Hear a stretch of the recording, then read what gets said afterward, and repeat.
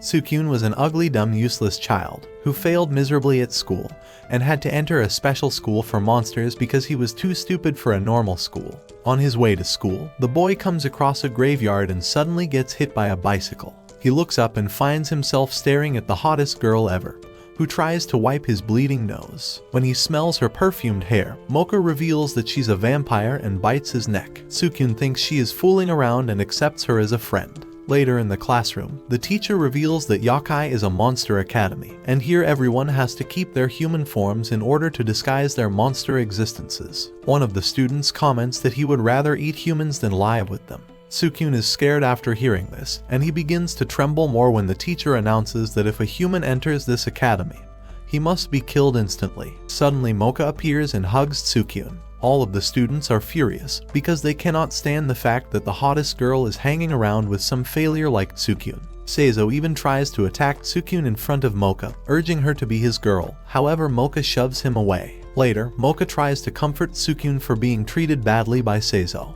She asks him about the kind of monster he is, but then quickly drops the question because the teacher has refrained everyone from revealing their true monster forms. She reveals to him that she is wearing a necklace, and that if she removes it, she will turn into a scary vampire. She tells him that he is the first one whose red juice she has sucked and she really found his red juice delicious. This horrifies Sukyun and he begins to run away. Why are you running? Why are you running? As he's terrified about what they might do to him once they find out he's a human. Mocha tries to stop him, but Sukyun has made up his mind. Mocha tells him that she hates humans and talks about how she used to be in a human school, where she was bullied for being different. However, Sukyun responds that just like her, he doesn't want monsters as friends. When Mocha looks confused, he reveals to her that he is a human, and then begins to desperately look for the bus stop. Unfortunately, Seizo comes along and changes into an orc. He attacks Mocha, and when Sukyun comes to save her, Seizo brutally kicks him and he falls down the hill, badly injuring him. Mocha tries to save him and tells him that it doesn't matter to her whether he is a human as he will always be her friend. Sukyun accidentally pulls off her necklace and she transforms into a scary vampire. With a kick, she throws Seizo away with his tongue flying everywhere. Sukyun is not in his senses and he passes out. When he wakes up, he finds Mocha in her normal form and she gives him a bus schedule that states that the next bus will arrive after a month, which means Sukyun will have to wait. The next morning, Sukyun wakes up in his dorm room. In the restroom, he notices that the students are having difficulty retaining their human forms. In class, some ugly, disgusting losers are drooling over Mocha's beauty. Mocha appears in style, and as soon as she spots Sukyun, she rushes towards him and hugs him. The other dirty idiot losers get mad with jealousy, but nobody dares to confront Sukyun because of the rumor that he defeated Seizo the previous day. Later, the couple finds comfort deep in the forest, where Mocha hungrily bites Sukyun since she didn't have any breakfast that morning. An enraged Sukyun tells her that he is not her food. Near a pond, he finds a beautiful girl lying unconscious. He helps the girl to stand and brings her to the nurse's office. Meanwhile, Mocha feels guilty and decides to apologize to Sukyun.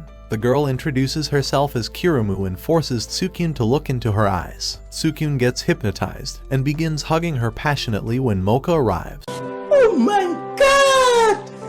Wow! She tries to stop Sukyun from going away with Kirumu. The hypnotized boy tells her that he is tired of being her food all the time. Mocha's feelings are hurt and Sukyun wonders why he was so mean to her. In class, Mocha and Kirumu continue to glare at each other. Later, she reveals to Mocha that she is planning to make all the boys at Yakai Academy fall madly in love for her, and as a succubus, it is quite easy for her. She hates Mocha for grabbing all the attention and plans to steal all of that away from her. Sukyun finds them and tries to apologize to Mocha, but Kirumu hypnotizes him again, making him insult Mocha even more. Poor Mocha runs away crying, while Kirumu laughs hysterically. Later, Kirumu tries to hit the final nail to the coffin by kissing him to put him under his permanent spell, but they are interrupted by Mocha's inner voice telling her that Sukyun's life is in danger. Back at the nurse's office, Sukyun breaks free from Kirumu and hugs her tightly. He tells her that he cannot deceive Mocha, and this makes Kirumu very angry. She transforms into a demon and tries to kill him,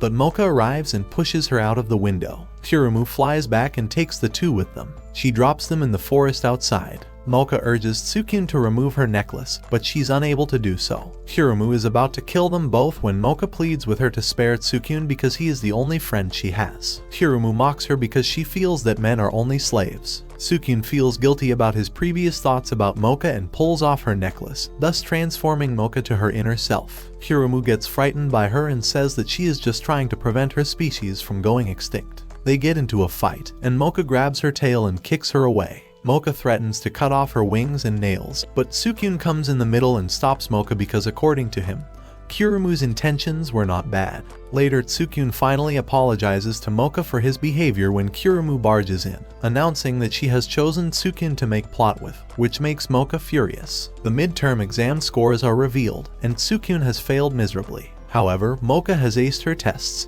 and has become even more popular. She rushes towards Sukyun, and all the other guys are still jealous that such a beauty is hanging out with a short, dumb, ugly, smelly, weak loser. They are being observed by a young girl named Yukari, who is approached by 3 bullies and is teased for her ugly appearance. When things get out of hand, Yukari uses her magic to drop heavy tubs on them, and the bullies are about to retaliate when Mocha comes in between and warns him not to attack girls. Since a crowd is about to gather to watch the chaos, they choose to retreat. Mocha and Sukyun take Yukari to the cafeteria, where she reveals that she is 4 years younger than them and has skipped grades due to her intelligence. Suddenly, she jumps on Mocha and shows her deep obsession for her. When she asks Mocha out, Sukyun's tongue sticks out like a lizard and his nose begins to have a red waterfall. In the hall, Sukyun confronts her, but she insults him and uses her magic to drop cleaning supplies over him, badly bruising him. Kirumu bandages Sukyun and grabs the opportunity to get closer to him. Yukari secretly watches and uses a voodoo doll to control Sukyun's body. Mocha suddenly barges in the room and is heartbroken. Yeah, boy, help me.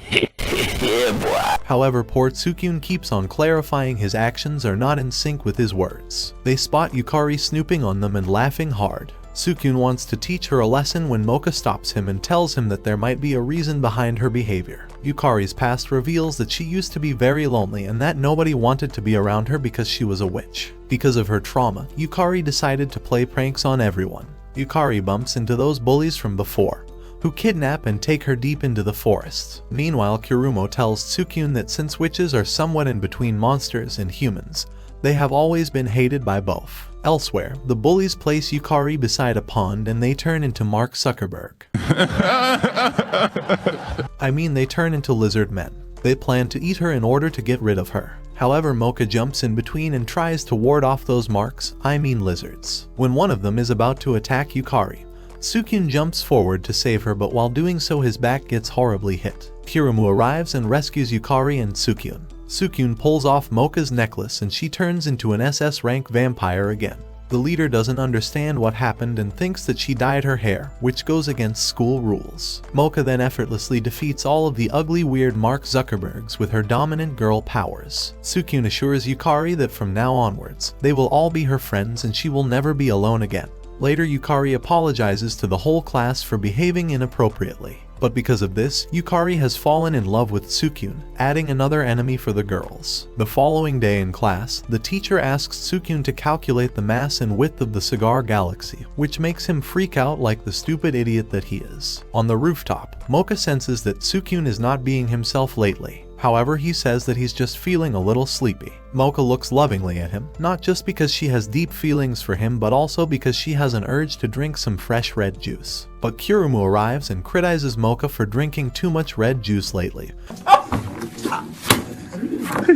and recommends she starts drinking some white juice instead. Sukyun defends Mocha by saying that she cannot help it, as she needs red juice to remain healthy. Later, Sukyun encounters 3 students who have formed a club against him, and they claim that he's their #1 enemy. They begin beating Sukyun and his meat for spending too much time with their 3 honey birds. However, Yukari arrives in time and drives them away with her magic. Mocha and Kirumu arrive as well, and the 3 loners drool over their idols as if they are Madison beer. As if they are Marin. You know what, never mind. Yukari throws cleaning supplies at them for their punishment. However, a bucket accidentally hits Sukyun and knocks him out. Later, those idiots are having a cult meeting about their crushes, and these bastards have even printed pictures of them like the disgusting fatzos that they are. At the cafeteria, the 4 friends are discussing how to get rid of those weaklings. They talk about how Sukyun is the real problem, since he is the weakest of them all. Sukyun gets up and begins to walk away. He listened a little too much to those red pill gurus and can now no longer handle being weaker than a bunch of girls. He decides to pack his things and heads towards the bus station, because today the bus will finally head to Yokai Academy. Meanwhile, the three Fatzos confront Sukyun and transform into their weakling beta male monster forms. The three lovely ladies arrive immediately. The ugly losers combine their powers and transform into a massive, even uglier monster, thinking that they are the Power Rangers. Emotional damage! Sukyun removes Mocha's necklace, reawakening the monster inside her. With the help of her friends, she whoops their ass and defeats them. The ladies try their level best to stop Sukyun from leaving the school. But to their happiness, Sukyun clarifies that he's just sending a bag full of letters to his parents on the other side. Good news reaches Sukyun that a payphone has been installed which is connected to the human world. Additionally, the bus will arrive daily from now onwards due to an overwhelming demand, which makes Sukyun happy. During PE, Sukyun is playing soccer and the audience is wildly cheering for him. After the match, Sukyun offers Mocha some of his sweet red juice, but then it's revealed that Sukyun was daydreaming the entire time. Later in class, the teacher advises all students to join clubs to suit their talents and also to get a better understanding of humans. Mocha and Sukyun decide to join the club's fair. They look around for hours but don't find anything good. They come across a group of beautiful girls in swimsuits that are inviting students to join their swim club. The leader of the club urges him to join. Sukyun loves the idea as he'll be able to impress Mocha with it. At the pool, Tamao tries to get close to Sukyun to Mocha's anger. Mocha confronts them in sheer rage, but Tamao splashes water at her and Mocha flees. Sukyun is about to go after Mocha when Kirumu and Yukari dive at him, making him fall backward into the pool. Meanwhile, Mocha reaches an alley when the inner Mocha tells her that water is poison for vampires, and for that, they have to neutralize it with herbs for bathing purposes. The inner Mocha also urges her to end things with Sukyun because he clearly doesn't care about her. Tamao is trying her level best to lure Sukyun towards herself, but to his horror, Sukyun notices that the guys who were swimming earlier all turned old and gray. The swim ladies are actually trying to suck their meat. What do you mean by that? He realizes that those ladies are actually mermaids who love devouring human flesh. When Tamao is about to sink her teeth into Sukyun's meat, Mocha arrives and jumps in the pool without hesitation. She immediately begins to drown, but Kirumu grabs Tamao and Sukyun tries to save Mocha. He pulls off her necklace and she transforms to her powerful self again. The mermaids try splashing water on her, but Kirumu stops them. Thinking that she's been hurt, Tamao rushes towards Mocha, but she jumps into the air and kicks her ugly face into a fish net. The inner Mocha gets out of the water and slaps Sukyun for being an inconsiderate, selfish little dumb boy for not considering Mocha's feelings. Later that day, Sukyun apologizes to Mocha for being a prick and she forgives him. Their teacher recommends to join the newspaper club and the whole gang accepts. The following day, Mocha sucks some of Sukyun's sweet red juice and our poor lad fears that he might kick the bucket from a lack of red juice. They soon arrive at the newspaper club and are surprised that there are only 4 members. However, a handsome guy arrives and presents the ladies with a bouquet of flowers. The teacher explains that Jin is a senior member, making him the club president. The members discuss that they must try to find that creepy peeper that has been stalking and taking pictures of girls lately. Jin asks Mocha and Kirumu to put on some flyers. Sukyun wonders why he asked such a silly thing and realizes that Jin is being an ugly, disgusting bastard.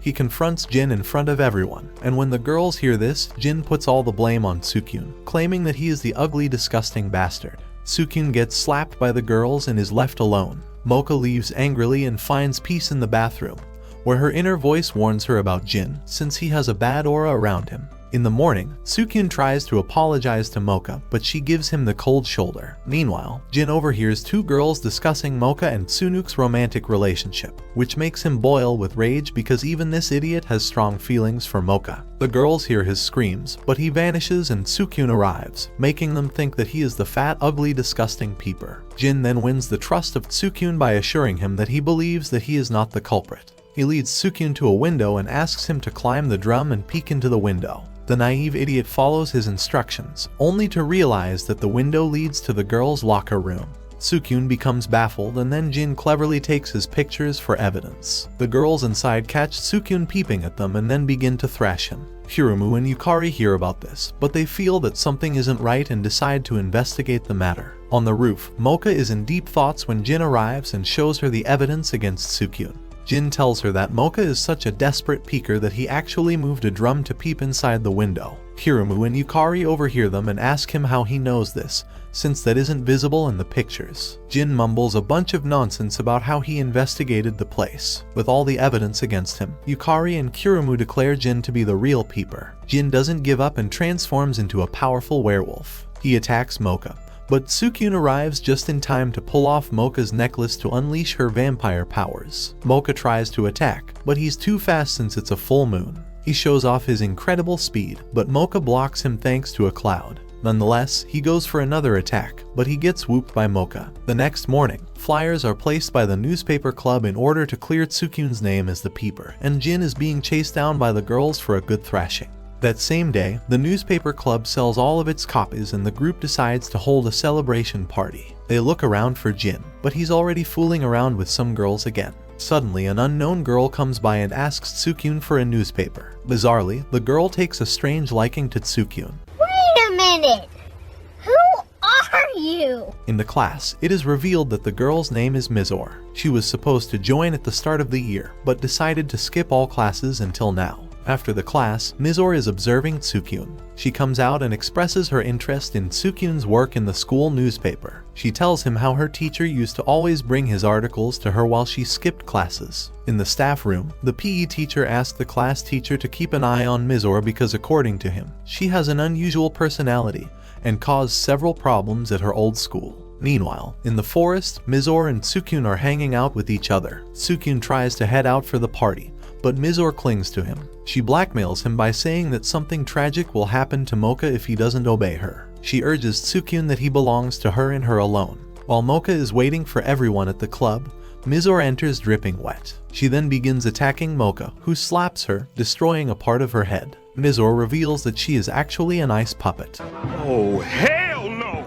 She then turns her hand into an ice blade and charges towards Mocha. At the pond, Tsukyun is thrown away by Mizor, and he realizes that she is actually an ice fairy. To his luck, Kirimu and Mocha arrive. It turns out that Kirimu saved Mocha from the puppet. Mizor attacks the two, but they free Tsukyun. When she tries attacking Mocha, Tsukyun blocks her attack and says that he isn't a lonely loser like her. This breaks Mizor's heart and she vanishes. Later it is heard that Mizor has attacked the PE teacher, who is now hospitalized. Mizor is on the verge of getting expelled when Tsukyun decides to talk to her. He finds her on the cliff and gently asks her to apologize to the teacher. However, the girls come running and show Tsukyun some of Jin's photos that prove that Mizor was in fact attacked by Mr. Katsubo, and she actually defended herself against him. When Tsukyun learns this, he apologizes to Mizor. But in turn, she creates many ice puppets who all carry negative emotions. However, the cliff where Mizor is standing on falls. Tsukyun grabs her and the girls are surrounded by the ice puppets. Mocha rushes towards him, but he pulls off her necklace, awakening the inner Mocha. With her cold blick, she destroys the puppets by looking at them. After saving the two, she kicks the living hell out of Mizor for running her big mouth about dying. She then also destroys all the ice dolls. At the school, the group compliments Jin for taking those pictures. Jin thanks them, but some naughty, disgusting loser pictures fall out of his coat, resulting in him getting a nice beating. The guys at Yakai Academy are completely head over heels over Ms. Ririko, the math teacher. Basically, they are lonely, ugly, fat, disgusting, weak, short, smelly simps. In class, Ms. Ririko points out to Tsukyun that he's really weak in math and needs to work really hard on it. He asks Mocha to help him with his bedroom problem. Math problem. She invites him to come to her dorm at night, which freaks him out. Kirimu also offers to help and so does Yukari as she was born ugly. A genius. Mizor arrives as well and asks for help since she missed a lot of school lately. Tsukyun refuses, but Mocha suggests that they should all study together. Yukari explains a formula that they can use to calculate the immense weight of Tsukyun's mom.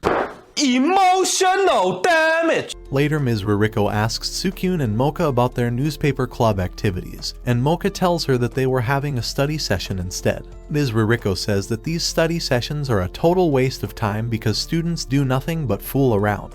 She then asks Tsukyun to join her for tutoring lessons. The next day, when Tsukyun attends Ms. Ririko's lessons, he is shocked to see her in a sus outfit.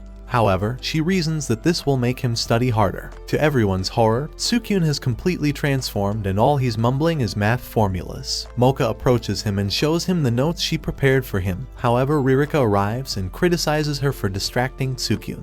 She tells Mocha that she is the reason why Tsukyun is doing horrible in class. It is revealed that Ririko is a cobra-like monster who uses her tail to give shocks to Tsukyun, which makes him focus completely on his studies. He begins to scream and his cries are heard by Mocha, who heads towards the room. Mizore also reaches there and tries to attack Ririko with her snow gust. Mocha hits Ririko with a candle which distracts her, and Tsukyun gets hold of Mocha's scattered notes and he breaks free from his hypnosis. He immediately pulls off the necklace, transforming Mocha to her inner vampire. With her silky powerful legs, Mocha makes an MMA move on Ririko, and Mizore freezes her solid. On the day of the finals, Tsukyun has forgotten everything he was taught. After the finals, Mocha and Tsukyun are discussing the test and Tsukyun thanks Mocha for being so helpful, since he got an awesome grade thanks to her. At the newspaper club, the teacher announces that they will be going to the human world for summer vacation. Mocha is a little skeptical because she lived in the human world for a long time and strongly disliked it.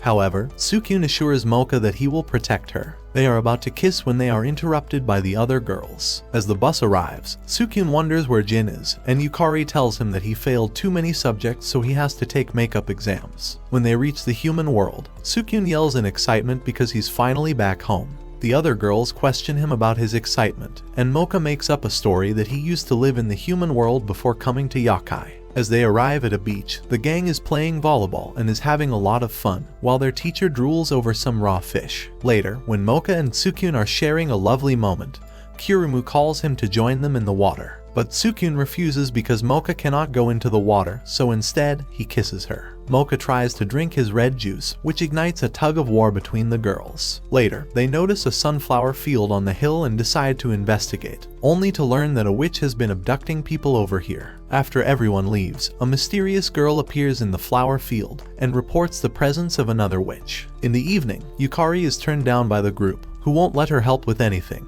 Hurt, she goes to investigate the field, and the mysterious witch introduces herself as Ruby, and unexpectedly they become friends. Soon Tsukyun appears and finds both Ruby and Yukari. Ruby thinks of Tsukyun as her enemy and summons many monster plants, but Yukari slays them all, saying that she cannot hurt her friends. Ruby ties her down and calls more monster plants, but Yukari calls her powerful cards and slays the plants again. Everyone arrives and Yukari tells Ruby that they cannot be friends as she can't stay here. Everyone leaves, and Tsukyun and Mocha are finally alone. But Tsukyun gets attacked by Ruby. This fries Mocha's necklace, unleashing her true form. Ruby is unconscious, but she wakes up in a tent. Tsukyun offers her some tea. However, Ruby is not pleased. Tsukyun assures her that they only want to hear her story and her past. Ruby tells them that her hill is a place where many witches lived in peace for a very long time, until the humans arrived. They ripped the place to shreds and destroyed everything. All of this has made her hate humans. However, Yukari says that all lives are precious. The others back her up, and Ruby becomes furious and says that the hill is her only place to stay. Mocha tells Ruby that she is always welcome to Yakai Academy. Ruby likes what she sees and watches them with great interest as the gang has some serious fun. So at night, when everyone is asleep, Ruby comes out and returns to Witch Hill because she feels that it is too late to change everything. She tells her ladyship what she has seen, but instead, she is entangled in vines. The group wakes up and realizes that Ruby is missing and head to the Witch Hill. The girls get caught in vines controlled by Ruby, who has again turned into a sour monster. They try to reason with her, but Ruby ignores them and orders the monster to finish off the club. Kirumu and Yukari free themselves and begin fighting the monsters aggressively. Tsukyun decides to save Mocha, but Ruby buries him and Mocha into a sea of plant monsters, and the rest of the gang panics about how they will rescue them. With his negative IQ brain, he pulls off the necklace and reawakens the inner Mocha. The transformation releases so much energy that it frees them. Mocha then goes to fight with Ruby, who slashes Mocha with her razor-sharp wings, but Mocha defeats her. Ruby doesn't stop and reveals that all this is her ladyship's demand. Mocha breaks free and Kaike flies Ruby. After freeing Tsukyun, he leaves and runs towards the house he saw earlier while the girls clear the path for him. While arriving at the house, Tsukyun finds roots coming out of it, thinking that they might be controlling those plant monsters and Ruby. He then finds her ladyship, but is shocked at what he sees. He runs towards the gang, where they are exhausted fighting the snake plant monsters again and again. He tells Ruby that the old witch is long dead and she is in a state of denial. Although her ladyship had died in front of her, Ruby had been living with a false image of her this whole time. The girl traumatically breaks down and is surrounded by a powerful aura of black magic. Yukari and Kirumo fight back, but Mocha has been entangled in the vines and has gotten attached to Ruby. Yukari says that they have to destroy Ruby's wand in order to free her. Mocha quickly shatters it, causing a huge explosion. In the morning, Jin surprises them by bringing an unconscious Ruby in his arms and says that he found her floating in the ocean, as if something was keeping her safe. Like all great things, summer vacation comes to an end, and the group returns to school. The newspaper club has printed a new article, which includes their adventure at Witch Hill. Sukyun finds the fashion tips a little too much. Mizore then arrives and tries to get close to Sukyun, before Kirumu angrily tells them all to focus on the paper. However, at the gate they find 3 girls already handing out their own newspapers called the Yakai Square. Kirumu loses her temper and yells at them and wonders what they are doing. The girls assure her that they are an official club. Kato arrives and introduces herself as the Super Newspaper Club president. She points out that they found their articles boring, so they decided to introduce their own newspaper. After they leave, Sukyun and his friends try handing out their paper, but the students aren't interested in reading it as it lacks color and swimsuit bunnies. They go to the class teacher and learn that the school plans to discontinue whichever club has the least popularity. Kirumu suggests they need to keep at it and get as many readers as they can. She asks everyone to hold a meeting and says that they don't need Jin as he's probably doing some ugly, disgusting loser boy things again. The next day, Kirumu and Yukari dress like maids in order to make guys buy their newspaper. Kirumu even gives cookies to eat with the newspaper as a present to those who sign up. However, they are outsmarted by the Super Newspaper Club when the 3 girls arrive in swimsuits and offer free pictures of themselves to those who read their paper. Kirumu is shocked by this, wondering if they can even do that. Yukari is then harassed by an actual fat, disgusting failure which makes her flee, and Kirumu knocks him out as hard as a butcher beats his meat. In the news club room, Kirumu assures Yukari, telling her that they have to come up with something else. However, Sukyun and Mocha arrive with Jin, who tells them not to compete with the club as the security committee is behind them. Jin explains that the security committee is corrupt to its roots. They couldn't handle the popularity of their newspaper, which is why they created a rival club. He tells everyone to burn the newspapers. At the fireplace, Sukyun and Kirumu are left behind. Kirumu suggests to disobey Jin's order and distribute the papers instead. She starts crying, but the 3 ladies start teasing them. Their newspapers are suddenly pulled away by Kato, who thanks the 3 for informing her. Sukyun tries to get some answers from her, but he learns that Jin was hiding something from them. Kato tosses their papers into the furnace. Kirumu gets attacked by the girls and Sukyun tries to help her, but he gets caught in Kato's silk and hangs above them. Kato then transforms into her true form, a huge spider. Kirumu recognizes her real uniform and realizes that she is from the school committee. The girl compliments her on being a good reporter. Wow! Beautiful! But claims that the committee exists to preserve order and defend justice. Kirumu is then trapped in Kato's web and is held in place by her 3 mini-monsters. As Kato prepares to inject venom into Kirumu, she is stopped by Mizore, who distracts her with ice spikes. Kato tries to trap her, but Mocha and Yukari arrive, and as Mocha tries to free Sukyun, he accidentally pulls off her necklace. Mocha then transforms to her true vampire form. She frees Sukyun and Kato is in shock. Kirumu demands to be freed, but Mocha tells her to do it herself. Kirumu does so and Kato becomes annoyed that her prey was taken from her and shoots a string of silk at Mocha. However, she is proved to be much weaker than inner Mocha, who pulls the ugly spider girl towards her and Naruto kicks her and her little minions back to hell. Later, Sukyun decides that the news club should expose the corrupt committee and everyone agrees with him. Meanwhile, the head of the committee learns of Kato's defeat. As he goes over the files on the club members, everyone's monster identity is listed except for Sukyun. The head then chuckles that they are in for the best show they have seen in some time.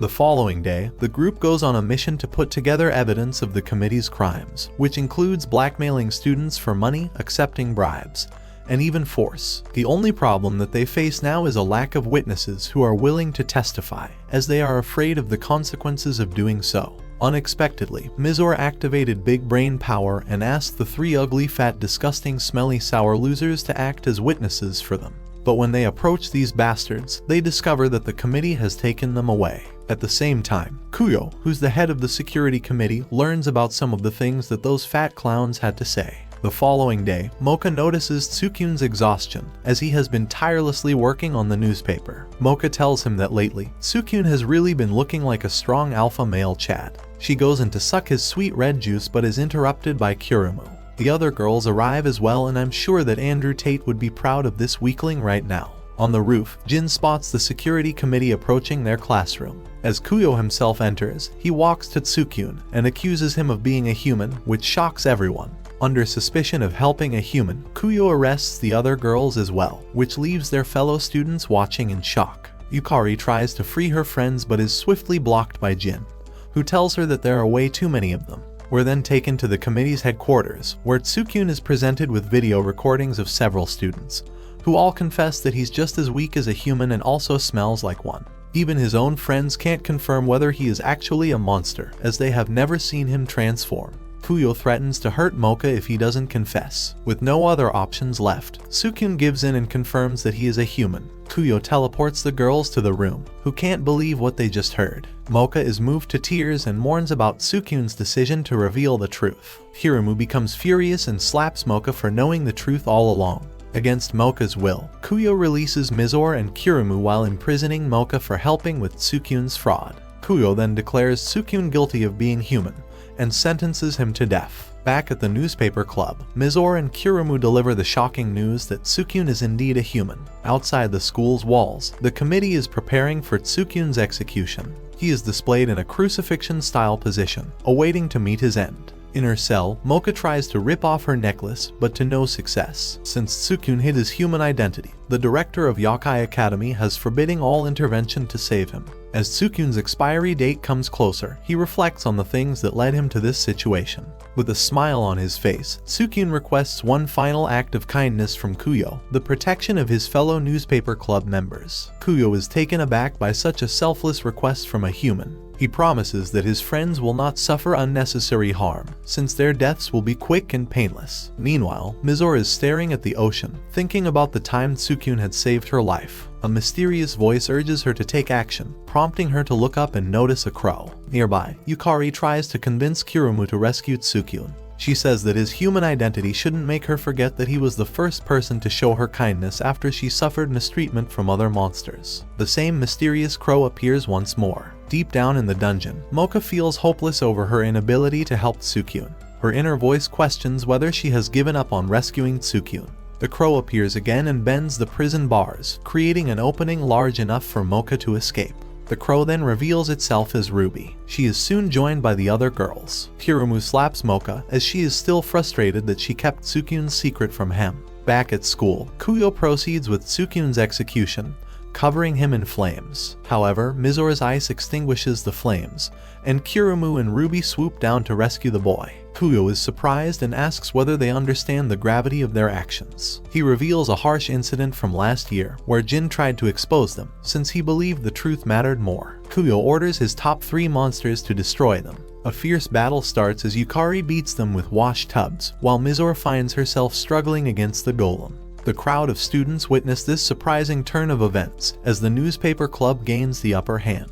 Kuyo goes after Kirimu and Ruby, who are still carrying Tsukyun. Mocha races towards the roof where the rest of the group is hiding. Tsukyun is happy he escaped his death, but Kuyo hits him with a fireball, burning his whole body. As he struggles to continue, Tsukyun begs Mocha to protect their friends from Kuyo's wrath and pulls off her necklace. The inner Mocha is awakened, and her blood is boiling. She then walks to Tsukyun and says that he's still alive. But suddenly, a fox demon appears in front of them, who is Kuyo. Fox demons are very powerful and they can use their tails to spin around like a fire wheel. As Kuyo attacks them, it is seen that Jin shielded them from the blast. Since vampire blood contains healing abilities, Mocha bites Tsukyun and gives him her blood. Meanwhile, the girls protect Mocha and Tsukyun from Kuyo, but they are no match for his power. Ruby and Yukari combine their powers and shoot magic cards at Kuyo. Kuyo burns these, but their ashes form a huge crow which attacks his eye. He screams in agony and it looks like they won, but it turns out that he changed into his ultimate form.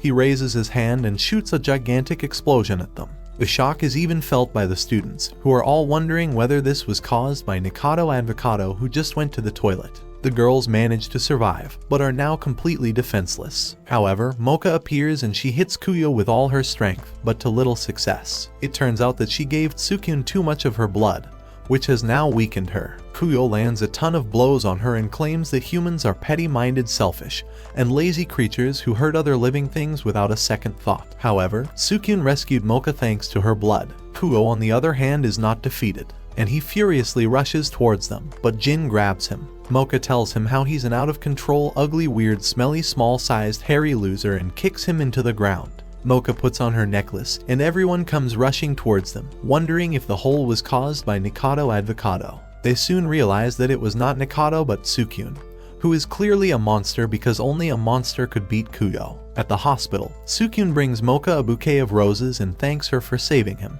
He begins to blush and realizes that he's in love with both Mochas. As he's about to kiss her, the others storm in, and they all tease him. The next day, however, Mocha has miraculously healed and is seen riding her bike with Sukyun.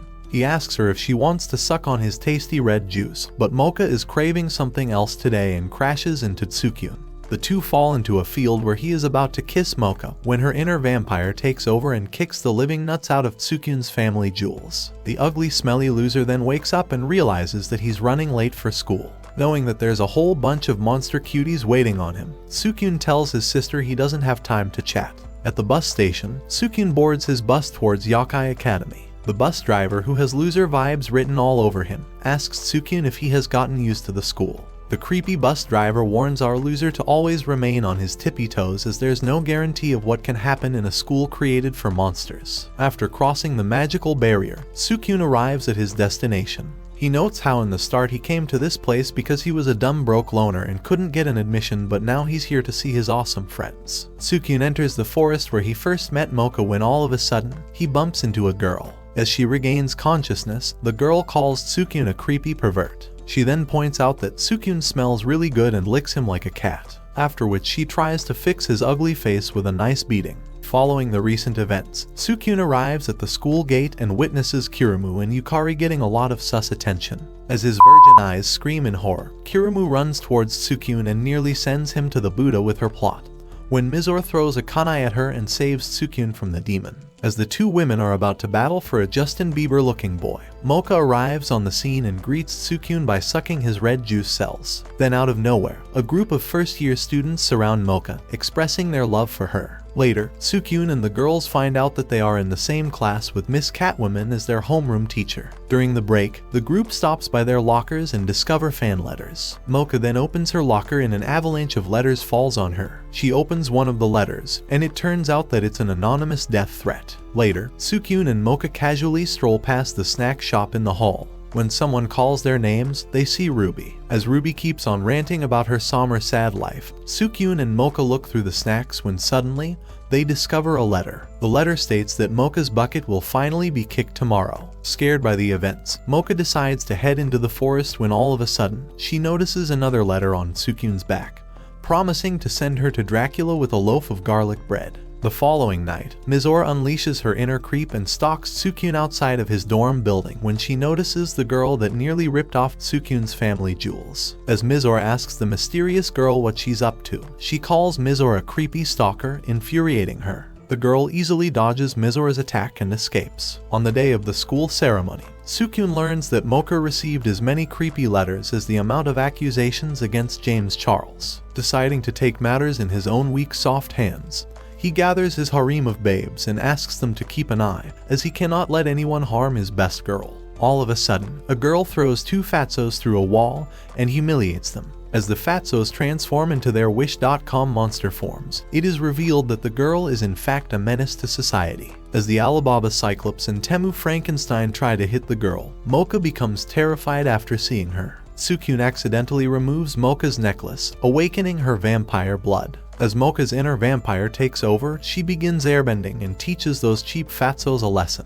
After being sealed again, Yukari notices Mocha's discomfort and asks her about it. As they discuss the mysterious girl's identity, they are interrupted by the girl herself, claiming that she's Mocha's worst nightmare. Before they can react, the girl reveals that it's time to end her sister once and for all. Everyone is shocked, and Mocha turns to Sukyun and drinks his red juice. Tokoa reveals that she has been eagerly waiting for the day she erases her sister from existence. The girl jumps into the air and performs a dive kick aimed at Mocha, who is saved by Tsukyun, resulting in Kakoa crashing through several trees. She questions why Mocha isn't fighting back like they did in their childhood, after which she throws a log towards the group. As Kakoa runs after Mocha, Tsukyun tries to protect her but gets hit on the forehead with a desk. At the same time, Kakoa smells a scent coming from Tsukyun, resulting in her leaning in and licking him before being yeeted to the ISS. As Mocha and Yukari tend to the injured Tsukyun, Mocha confesses that she's struggling to control herself, so Kirumu sends her on a nice vacation in Ohio. Ready to fight back, Mr. Katsubo arrives, much to Mizora's dislike. Mr. Katsubo questions Kakoa skipping classes. While Mr. Katsubo scolds the girl, Ruby drops the bomb that Kakoa's last name is Shuzan,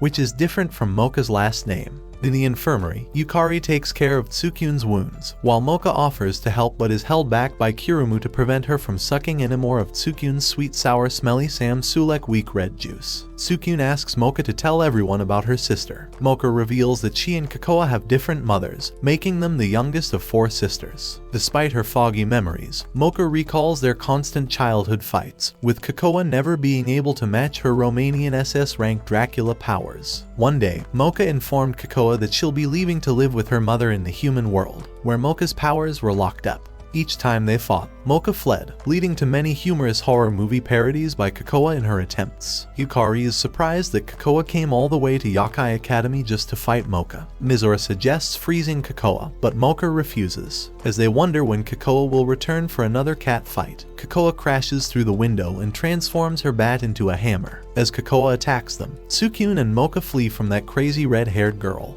In the teacher's lounge, Mr. Katsubo and Ms. Kagome ask for Ms. Nekanome's help to put an end to Kakoa's madness. Though unsure, they all hear Kakoa's chaotic rampage outside. Trying to lose Kakoa, Mocha and Tsukyun believe they've successfully lost her. However, Kakoa jumps from the roof and runs towards the two, only to be stopped by Kirumu, who saves their worthless lives. While Yukari and Kirumu introduce themselves as superheroes, Kakoa breaks an important rule of anime by attacking them during their introduction. Mizora arrives as well, and the 3 get ready to finish that overpowered nerd, but Mocha intervenes and begs them not to harm her sister, resulting in them getting shot into the stratosphere like Jeff Bezos' sus-looking rocket. Looking up, they spot Ruby and Jin on the roof, ready to help them. However, the duo surprises everyone by engaging in a photo shoot, leaving Kakoa shocked. Using the distraction, the group takes refuge inside a storage unit in the gym. Mizora comments on Kakoa's persistence, saying that she would make a great gynecologist. As Kakoa passes by the gym, they are relieved. Yet, Mocha is determined to confront her sister once and for all, and decides to face Kakoa alone. She ignores Tsukyun and Yukari's attempts to stop her and orders them not to follow. As Mocha attempts to bring an end to their conflict, Kakoa starts dealing blows, and not the fun kinds. Realizing that Mocha isn't unleashing her full strength, Kakoa expresses her frustration. After disarming Mocha, Kakoa leaves her vulnerable and at her mercy. Mocha, however, clarifies that she fought with all her might. Kakoa breaks down and cries, wondering why Mocha won't fight as they did in the olden days. Tsukyun and the others reveal themselves, realizing that Kakoa was simply missing Mocha and caused chaos over it. Mocha apologizes and seeks forgiveness for not considering her sister's feelings. However, Kakoa lifts up her weapon and smashes her sister with all her might. As everyone assumes Tsukyun and Mocha have been flattened, it turns out though that Tsukyun removed her necklace seconds before impact. Inner Mocha kicks Kakoa away and warns the others that Kakoa won't be easily defeated. Kakoa becomes furious and charges her monster energy. But instead of aggression, Kakoa hugs Inner Mocha while crying tears of joy, shocking everyone. Inner Mocha is also confused, as Kakoa wanted to end her initially. Kakoa clarifies that she wanted to eliminate the weak sister and reunite with the one who left her. However, Inner Mocha tells Kakoa that she's no longer the same person from her memories, choosing to seal herself again. With everyone tending to the unconscious Mocha, Kakoa believes that Mocha's friends made her weak. Tsukyun carries Mocha back to the nurse's office, where the others wonder why she's so tired. Despite being half asleep, Mocha bites our smelly protagonist. Arriving at Yakai Academy, Tsukyun learns that it's Parents' Day. When 2 of his ugly classmates are shocked that his parents won't be there, Tsukyun explains that he didn't inform his parents because they live far from school. But as Mocha expresses her desire to meet Sukyun's mother, Sukyun daydreams about Mocha cooking for his mother and being a total waifu. Mocha interrupts his stupid fantasy, and Sukyun agrees that it would be a good idea for her to meet his mother. In class, Seizo calls Parents' Day a waste of time until his own parents arrive, making him drop his tough alpha male gangsta persona. Sukyun then asks Mocha if anyone from her family is coming, but she reveals that neither of her parents attended in previous years, making it unlikely. Mocha wants to spend the day with Kakoa, but changes her mind when she bursts in and knocks out Sukyun, hoping that he'll turn into handsome Squidward. As Mocha tends to Sukyun's injury, they share a quiet moment of loneliness. While it was clear from Mocha's hair color, it becomes clear that she has some intense mommy and daddy issues when she tells Sukyun that her parents have never showed up to any school event. Mizore then interrupts Mocha's sad story by introducing her mother, who looks like one of those hip grandmas. As Sukyun sets his sights on Mizore's mom, he's instantly rizzed by her beauty. Noting Mocha's presence, Tsurara asks Sukyun about her, but before he could answer, Mizore reveals that while she is Sukyun's girlfriend, Mocha is a creepy stalker who follows Sukyun around. The situation becomes more complex when Kirumu arrives with her mother, who I believe I've seen before on the hub.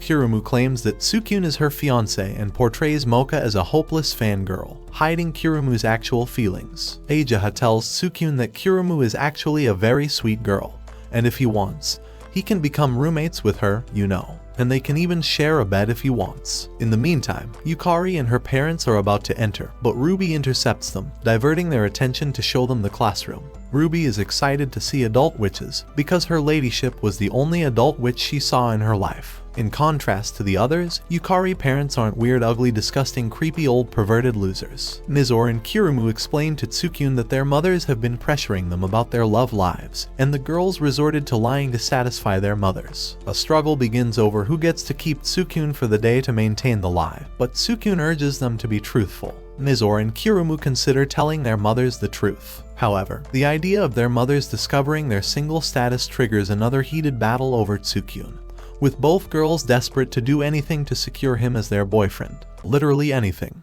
During tennis class, both Kirumu and Mizore are called out by their mothers. Ajaha questions Kirumu about her relationship with Sukyun, discovering they haven't even kissed. Ajaha insists that this is the end, signaling a new beginning. She pressures Kirumu to save her relationship by seducing Sukyun and baking cream pies with him in her kitchen. What do you mean by that? At the same time, Tsurara advises Mizore to freeze Sukyun and to eat creamy hairy wiener sausages with him, saying that this is a true expression of love for a snow woman.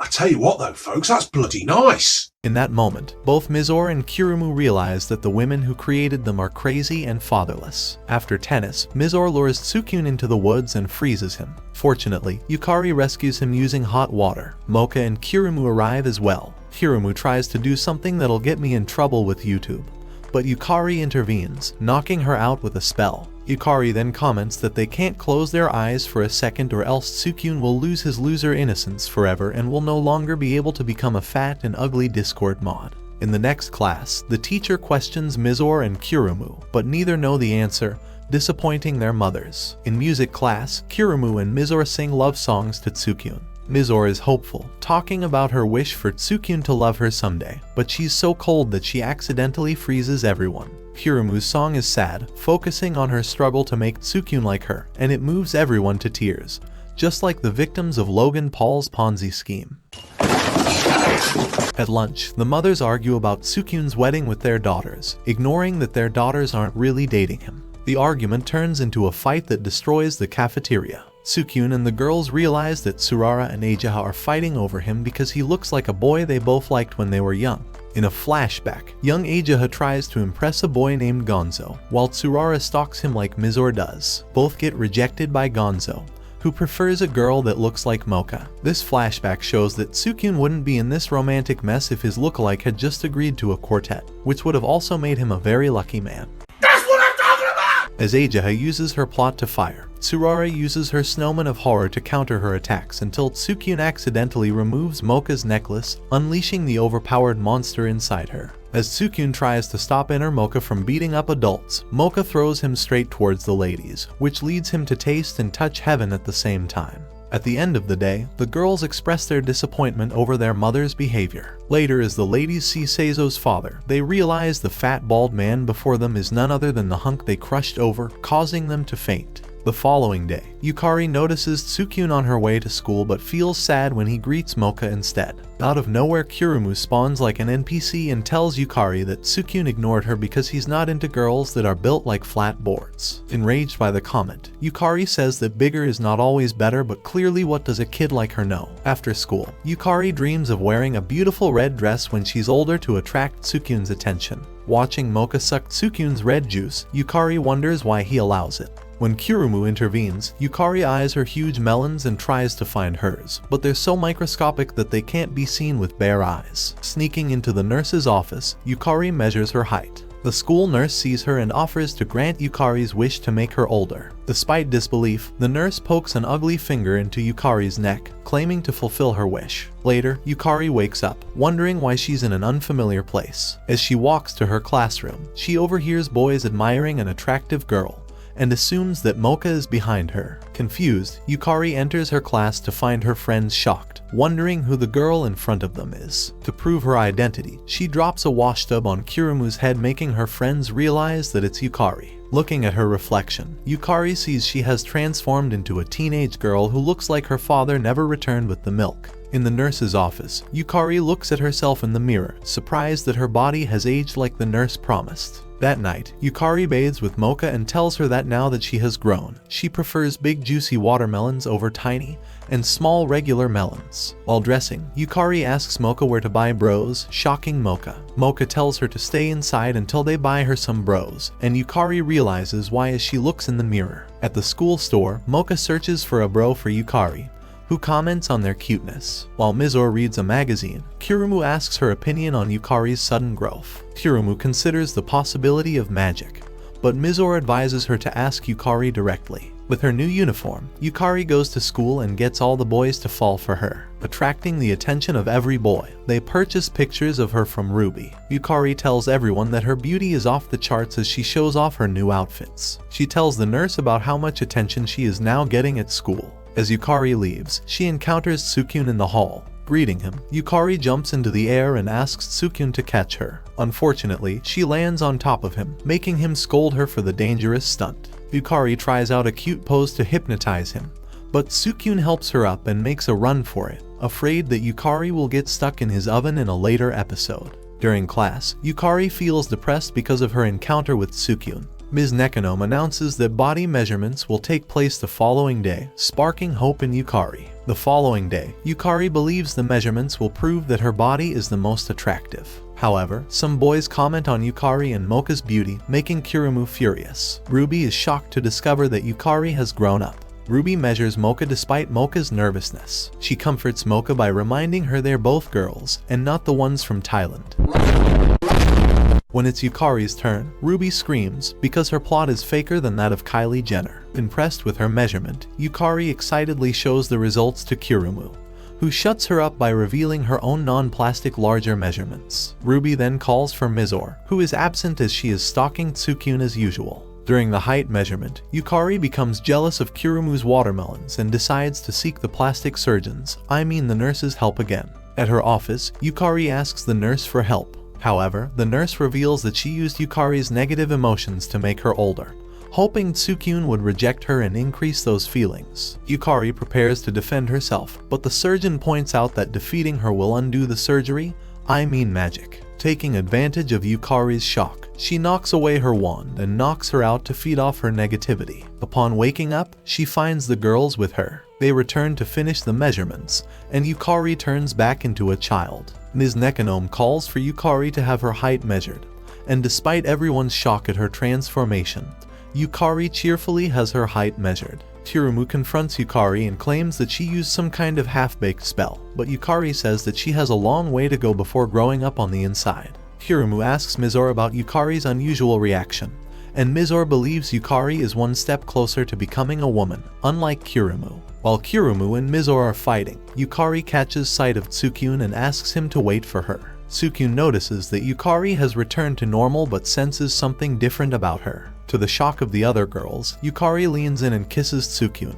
making Tsukyun's entire harem jealous of her. In the evening, Mizore struggles with cooking curry in her dorm room and accidentally freezes the pot. Despite her difficulties, she finds comfort in a picture of Tsukyun and realizes that the power of love will help her with the cooking assignment tomorrow. Meanwhile, in shop class, Tsukyun daydreams about Mocha offering him food from her love menu. As a result, he almost gets his micro sausage chopped off by Seizo, who is also daydreaming. Unfortunately, he's forgetting that he's just an ugly side character in this show. In the cooking class, Ms. Apsaras introduces the girls to the art of making curry, noting the importance of spiciness. Mocha and Kirumu share their excitement but are reminded that non-spicy options are not allowed. Unfortunately guys, I won't be able to make any jokes for this part, or else the Indians in the comments will dox me. Kirumu secretly adds love potions and vitamin B to the curry as she plans to give it to Tsukyun. Meanwhile, Yukari surprises Mocha with her unique Thai curry, which includes unconventional ingredients like frogs and grasshoppers. After all, sometimes a way to a man's heart is by making him sleep on the toilet. When Ms. Apsaras declares Yukari's curry is not spicy enough, she accidentally adds an excessive amount of spice. Inside the cooking room, Mocha discovers that Ruby is helping out the curry lady because she's following a cooking course. Outside, Kakoa is outraged to see Mocha participating in a cooking class, wondering if her mother cheated on Dracula. Mizore, who has been spying on the class as usual, confronts Kakoa, leading her to freeze the little girl before she can even deal a blow. Mocha and Kirumu see this and convince Mizore to join them in making curry. After class, the girls offer curry to the boys. Kirumu tries to stop Mocha from giving Tsukyun her curry, claiming Mocha's cooking is as bad as her foundation. No, that one there was a violation. Personally, I wouldn't have it. However, Yukari steps in, offering Tsukyun her curry as a healthy option. When Tsukyun is disgusted by Yukari's curry, Mizore tries to cool it down, only to freeze it solid. Mizore then offers her own curry, which is also frozen solid, sparking insults from classmates. As a result, she freezes them and the entire class before running off. Meanwhile, as Miss Apsaras unfreezes the idiot of a Kakoa, she asks her to try some of her curry. Kakoa acts like a complete German and calls curry an inferior food. As revenge, Ms. Apsaras transforms and forces Kakoa to eat extremely spicy curry. In the meantime, Mizore decides to work harder on her cooking skills. With her plan in action, Mizore gets help from Ruby. The next day, Kakoa transforms into a curry-brained zombie and greets Mocha and the gang all sweetly. She tells Mocha that she has come in peace and offers her some curry. And since Mocha is so exhausted of Kakoa being an absolute menace to society, she ignores her red flags, or should I say, yellow flags, and hugs her. At the same time, the entire school gets hypnotized upon eating Miss Apsara's curry. When Mizore enters the academy with her own homemade curry, she finds her classmates turned into ugly Wish.com minions. The girl quickly finds Tsukyun and the rest of the group, only to see them also transformed into brain-dead curry cells. It turns out Miss Apsaras is a water spirit that wants everyone to taste the true essence of curry. As Tsukyun tries to get his slimy hands on Mizore's curry, she ends up feeding him her homemade curry. While Tsukyun still looks like a victim of Gru, he starts to come to his senses. Miss Apsaras becomes furious and tries to attack Mizore and Tsukyun with her curry plates when Tsukyun accidentally ends up removing Mocha's necklace. It turns out that inner Mocha is also slightly affected by the curry but nonetheless sends Miss Apsaras on a mission to cook curry in hell. A week after the incident, Mizore becomes quite the cooking expert and feeds the group ice cream, which she made from her love for Tsukyun and from her sticky juices, if you know what I mean. In the human world, a super ugly street gang called Monster Industries plans to conquer another city gang. Meanwhile, the students from Yakai Academy are on a field trip to the human world. Kirumu, who thinks she's the main girl for today's episode, is filled with confidence until Tsukyun and the gang casually leave her behind like her father did. Kakoa is determined to chase Mocha and ends up getting turned into a pancake. During the trip, Mocha wants to spend time alone with Tsukyun, but the group insists on staying together. While shopping for souvenirs, Tsukyun is being annoyed by the other girls. Kakoa catches up and bumps into the ugly guys from the street gang who threaten her, but she beats the living daylights out of them. As the girls decide to head out to the hot springs, Kakoa spies on them, but Ms. Nekonome catches her and sends her back to Yakai Academy. Kakoa runs off, and in doing so, makes a few ugly losers see things that they have never seen before. As Mocha leaves, Kirumu and Yukari try to enjoy it again, but Mizore adds ice to make it bearable for her. Kirumu kicks Mizore into a pond, but she actually finds it really pleasant. In the halls, Mocha catches Tsukyun and asks him to spend time with her in her room once everyone's asleep, so they can talk about their feelings and do some late-night cardio. Excited about late-night cardio, the ugly, disgusting loser agrees. Unbeknownst to them, Kirumu overheard their whole conversation. Getting ready for bed, Yukari questions Kirumu's choice of pajamas, calling them distasteful, attention-seeking, smelly pieces of cotton. Kirumu defends her normal pajamas and teases Yukari for her childish teddy bear ones. Mizore is unable to sleep in a hot room, so she places ice packs around her bed, encouraging Kirumu to kick her into the pond again. As Mocha sneaks out to meet Tsukyun, the other girls wake up and plan to follow her. Outside, Mocha shares her desire to spend time with Tsukyun during the trip, and Tsukyun responds to the feeling. Before anything can happen, a giant fatso appears out of the water and kidnaps Tsukyun. Mocha tries to rescue him, but he blocks her. Kirumu and the others arrive just in time to save Mocha from getting thrown into a smelly white van. Before the group can even hit them, they disappear into thin air. Ruby arrives and gives them a book to help and locate them. In a face-off against the ugly, disgusting losers, Kirumu faces the slimy chicken nugget, who has bigger plot than her and mocks her for having the physique of a pancake. After getting thrown around, Kirumu finally knocks him out with a dive bomb to the head. Yukari deals with this dude by burying him under a washtub. Mizore confronts the clean-shaved Gandalf and counters his flames with ice and freezes him solid. The red Pinocchio-looking goblin remains shocked as his comrades are effortlessly defeated, and notices Mocha trying to untie Tsukyun. Mocha attacks him with a yo-yo, breaking the red goblin's mask and revealing his unsurprising ugly face. As the loser with a huge nose calls for his secret weapon, Kakoa steps forward in a dictator outfit. The group, however, ignores her and leaves. Kakoa becomes furious and tries to attack them, but Tsukyun accidentally removes Mocha's necklace, awakening Dracula's beautiful daughter. Without hesitation, she sends her sister back to their father. After scaring off those wannabe gangsters, she seals herself again. Resuming the tour, the group notice that Mocha and Tsukyun are missing. Meanwhile, the two honeybirds are enjoying some alone time until those Alibaba gangsters appear again. Acknowledging Mocha as their new leader, they bow down in respect. Mocha becomes super uncomfortable with the attention and bites Tsukyun. Tsukyun's mom is watching the news report an increase in more and more teenagers having Riz when Tsukyun unexpectedly arrives home. Surprised by his visit, his mother believes that Tsukyun has grown a lot since their last meeting. A second doorbell rings, and she discovers a gorgeous girl asking for Tsukyun. Apologizing for the unannounced visit, Mocha follows Tsukyun to his room, causing her poor Christian mother to worry as she remembers the news report from earlier. Inside his room, Tsukyun discovers that the whole group of fatherless women is inside his bedroom. As his mom arrives to hand Tsukyun and his supposed girlfriend some snacks, she finds an harem of pathetic and mostly ugly girls in her house. She becomes crazy from the idea that her son is surrounded by a bunch of young women and wonders if he already made her a grandma. In the meantime, Kakoa is seen doing stupid side quests like speeding toward Tsukyun's home on her bicycle, outracing cars and even a bullet train. As Tsukyun tries to take a shower, the girls throw themselves at him like the entire male population has gone extinct, which would turn this into a different anime. Tsukyun's mom calls his dad and tells him to come home because their son has turned into an absolute gigachad. I mean an absolute degenerate. As the whole chaos is unfolding, Tsukyun's cousin arrives and becomes speechless. After the girls calm down, she proposes a competition to determine Tsukyun's true girlfriend. Kirumu begins and says that her best features are her melons. Next, Yukari introduces herself and says that her body is loaded with potential. The girl reveals her huge fantasy of having an incredible night of passion with Mocha and Tsukyun at the same time, which results to Tsukyun's cousin giving him the side eye. Following is Mocha, who says that Tsukyun was the first person who she ever did it with, which causes his mom to suffer a heart attack. Kirumu then says that she just attacked Tsukyun and took it from him without asking. Mizore then joins and says that she came here to make babies. She then asks him to do it right in the living room.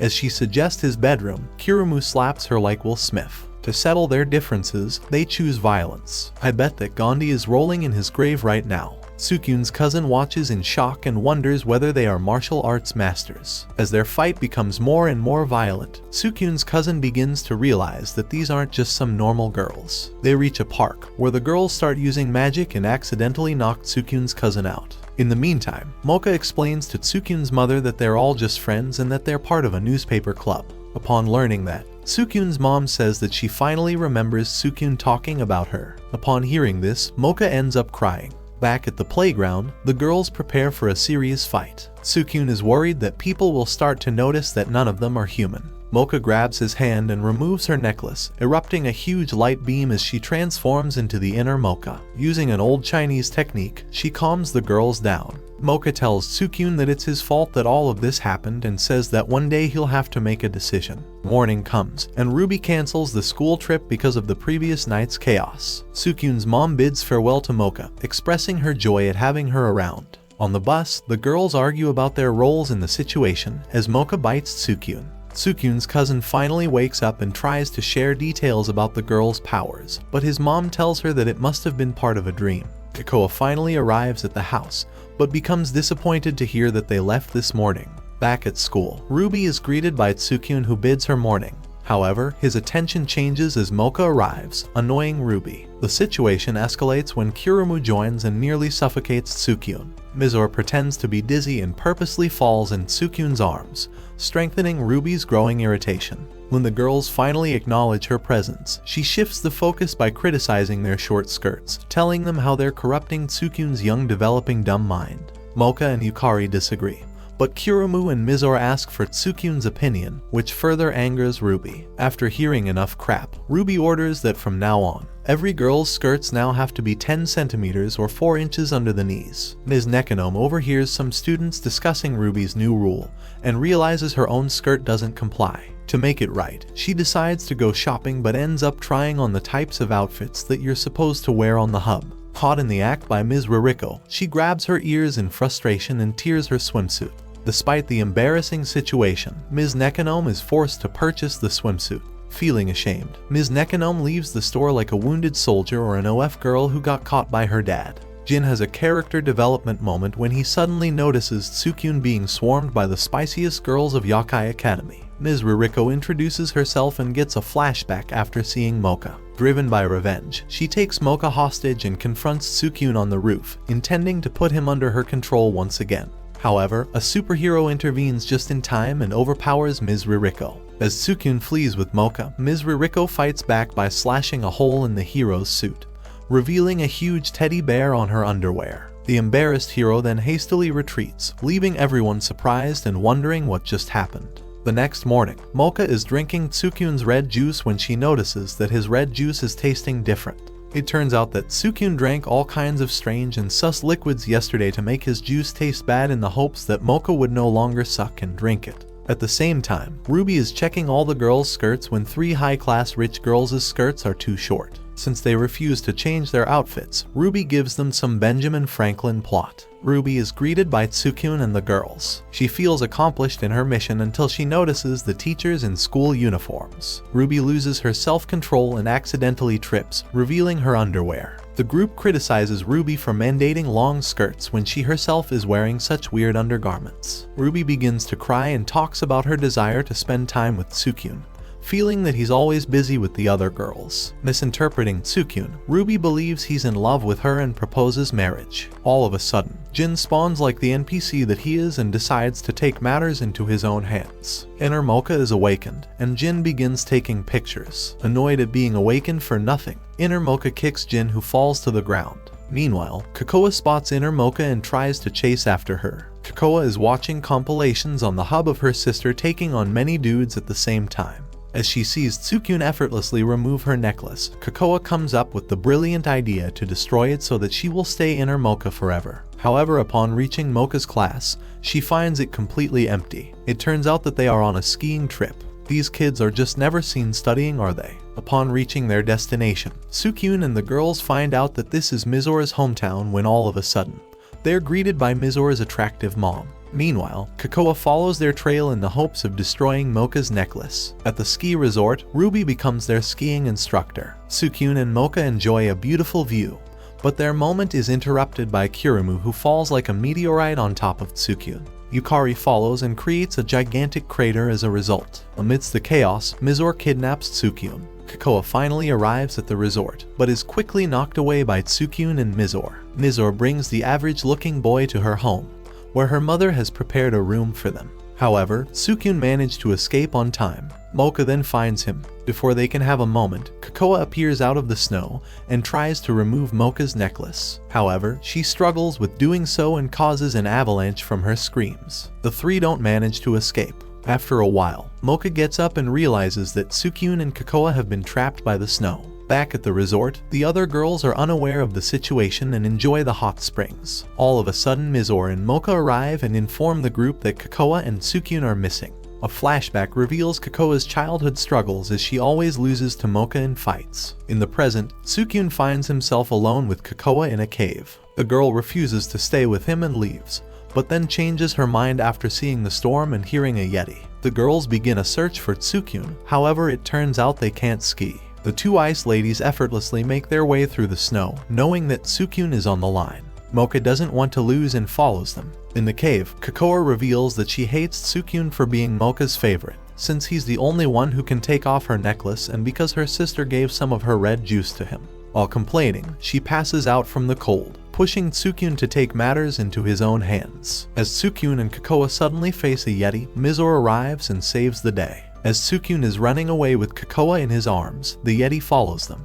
Luckily, Mocha arrives just in time and Sukyun awakens the inner Mocha. Mocha karate kicks the wannabe ice bear, finishing him. Guys, this is why you don't skip leg day. Cocoa tries to steal Mocha's necklace so that she can keep her big sister. However, Mocha apologizes to her and puts it back on. As Kirumu complains to Mizore's mom about the dangerous beast, it charges towards them. However, Mizore reveals that it's her father, making them wonder if her mom and the Yeti did the thing. With the trip coming to an end, Mizore's father removes his costume and her mom says that Sukyun would make an awesome son-in-law. On the bus, Mocha wonders if Cocoa is doing well, only to see the strawberry girl ride her bike. Sukyun thinks about Cocoa, wondering if they can ever be friends. The girls surround Sukyun, claiming that the Buddha will decide his wife, but Mocha goes crazy after hearing this and bites him. Ever since the public safety unit fell, Desi has become an ugly loner. Since she's so ugly, God decides to help by sending a guy that looks really easy to draw. During class, Miss Nekonome introduces the boy as Kotaro, causing all the fatherless girls to go crazy over this wannabe K-pop star looking dude.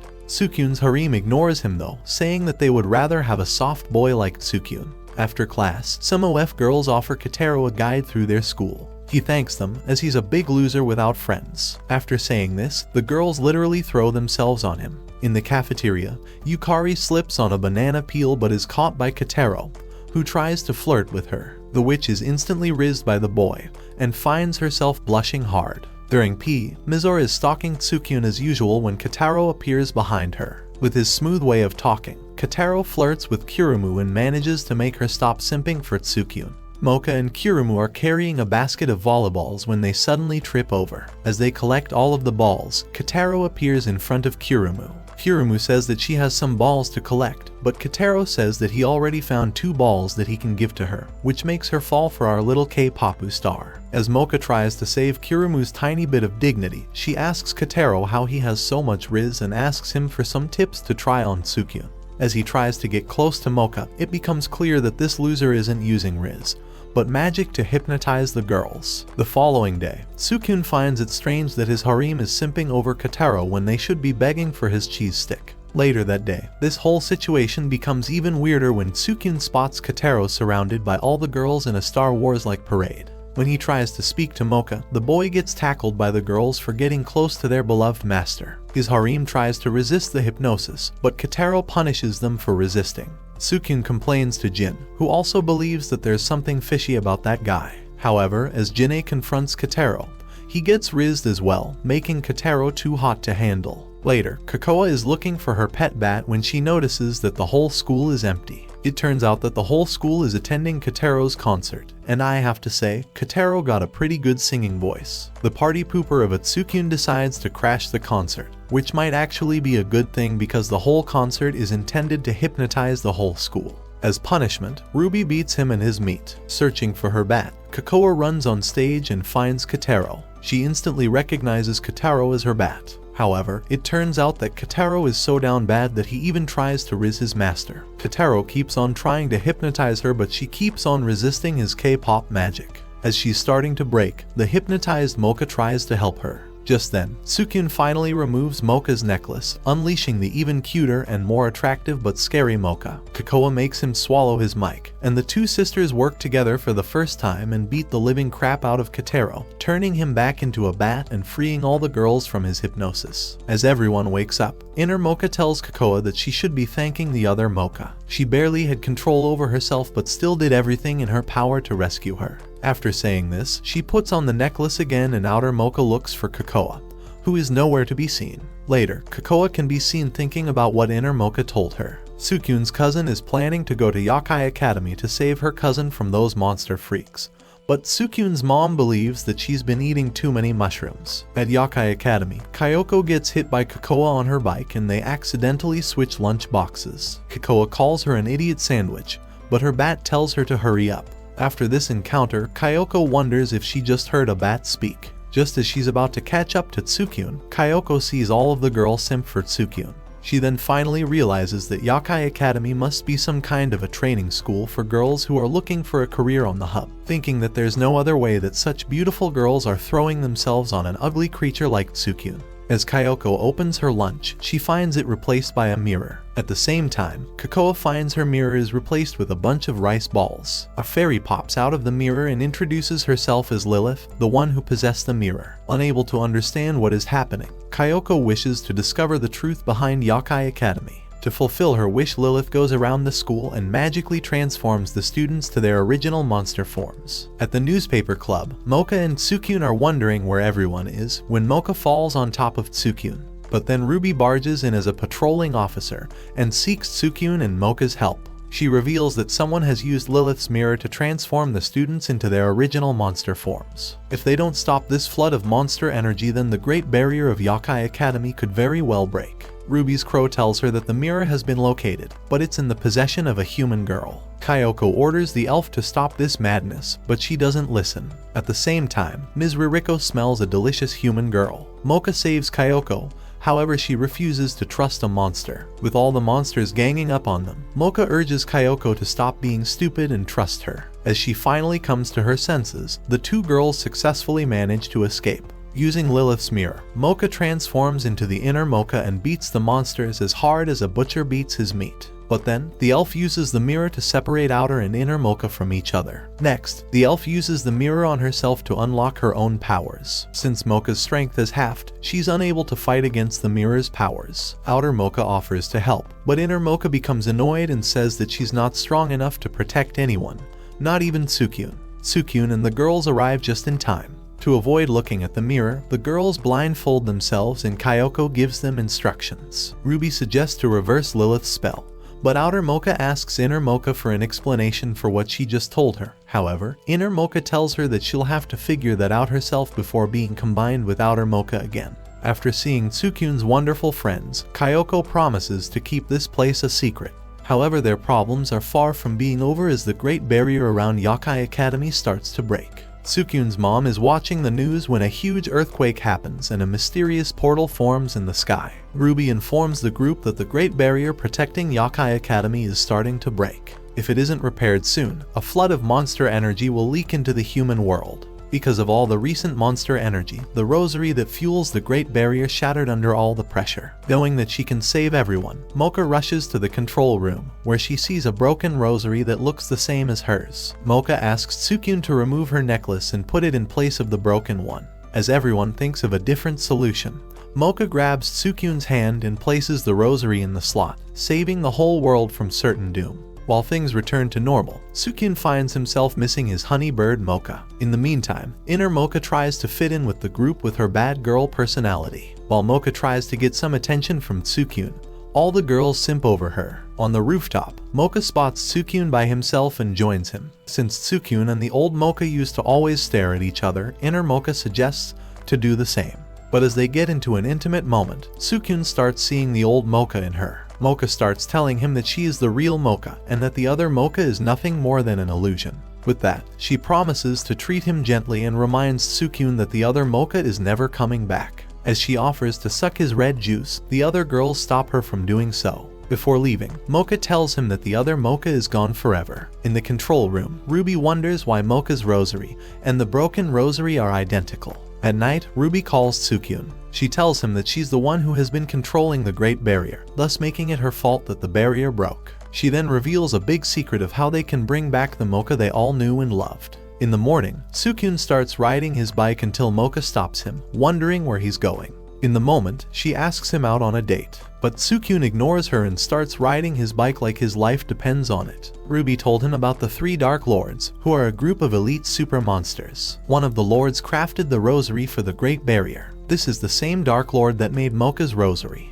On his way, he passes the bus driver, who tells him how to get to the Dark Lord. As he leaves, the bus driver wonders if he'll make it back from the castle in one piece. As everything looks good for Tsukyun, it turns out that Kakoa is following him. As Tsukyun nears the castle, he gets attacked by a cloud of bats. However, his eyes change color, which makes the bats flee. Later, Mizora's mom blocks the road and her stinky fat husband grabs him like a toy. As Tsukyun gets circled like a sheep, Mizora throws ice spikes on top of everyone. She orders her mom to let him go, saying that she doesn't want to force Tsukyun to marry her. As Mizora's mom tells her that she doesn't stand a chance against her, Yukari and her parents arrive just in time, allowing Tsukyun to escape. As he nears the Dark Lord's castle, he discovers that he can't cross the bridge. Kirumu's mom finds him and takes him with her to marry Kirumu. But luckily, Kirumu headbutts her mom into a ravine before rescuing Tsukyun. After arriving at the castle, Kirumu tells Tsukyun that ever since the other Mocha is gone, she noticed that his feeling for Mocha only got stronger. As her mom appears again, Kirumu promises to keep her busy while the boy runs into the castle. In front of the Dark Lord's room, Kakoa tells him not to enter because the Dark Lord is her father, who strongly hates humans. Tsukyun thanks Kakoa for worrying about him but still goes in. He sees Kakoa's father hold a rosary and asks for it, but the Dark Lord tells him to get his worthless human bones out of his castle, after which he throws him into a wall. He wonders how of all those with the strength to remove the necklace, it wasn't a monster but a worthless human scum. Tsukyun asks Dracula why he hates humans so much. He says that humans are full of fear and hatred. He reminds Tsukyun of the time when he discovered Mocha's true identity and feared her, saying that he didn't need monsters for friends. Tsukyun tells her father that he loves his daughter, angering him. As Tsukyun keeps on getting insulted and thrown around, the Dark Lord says that the Mocha he knew was nothing more than an illusion. This infuriates Tsukyun, causing him to draw strength from the blood Mocha gave him. Tsukyun and the Dark Lord get into an epic anime battle, but the Lord refuses to give up the rosary to such a lower scum, until he gets distracted by Mocha. After Tsukyun's victory, Inner Mocha reveals that her father was just playing with him this whole time, as he could have sent him to the Buddha the moment he entered his room. Dracula accepts his defeat and disappears, after which he destroys the castle because it now has an ugly, disgusting loser smell to it. Inner Mocha asks Tsukyun if he prefers the other Mocha more than her. After this, he gives a dumb speech about love, which angers Mocha and makes her kick his manhood off. Before sealing herself, Inner Mocha wishes to at least drink some of his red juice first. After this, Mocha and Tsukyun have a beautiful reunion together. Mocha tries to break his spine for getting all lovey-dovey with the other Mocha, and then sucks the life out of our poor boy. Ms. Nekonom arrives with Kirumu and Mizora's mothers being tied up. Making their way back to Yakai Academy, the bus driver is surprised that the Dark Lord sent Tsukyun back and alive, thinking that he must be placing his hopes for the future on that kid. The future of a place with room for both humans and monsters. A place called Yakai Academy. Watch this next video, and I'll see you next time.